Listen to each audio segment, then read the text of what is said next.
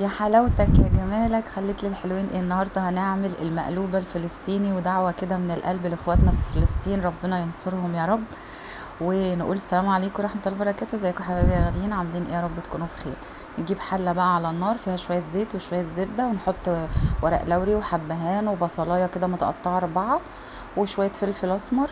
وننزل على طول بالفراخ بتاعتنا ونقلبها كده من وقت للتاني. عايزينها بس تاخد لون كده. ايوه كده.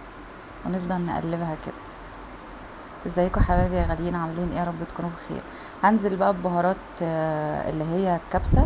وهنزل كمان ببهارات فراخ. ونقلب كده. ايوه كده.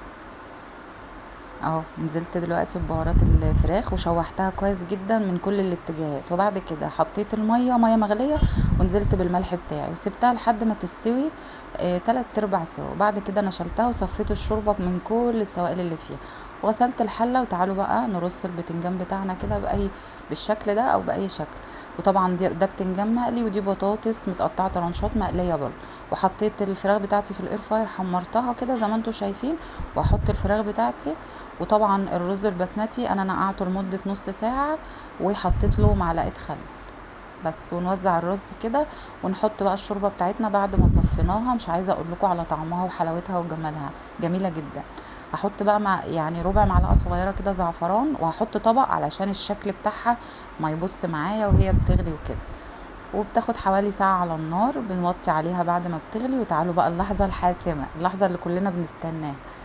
يا حلاوتك يا جمالك، خليت لي الحلوين ايه. مش عايزه اقول لكم على طعمتها وجمالها. بجد. جربوها تعجبكم جدا جدا جدا. ولو وصلتي لحد هنا في الفيديو ما تنسيش بقى تدعميني بلايك وتشيروا الفيديو لاصحابكم وحبايبكم. بحبكم جدا جدا جدا. باي باي.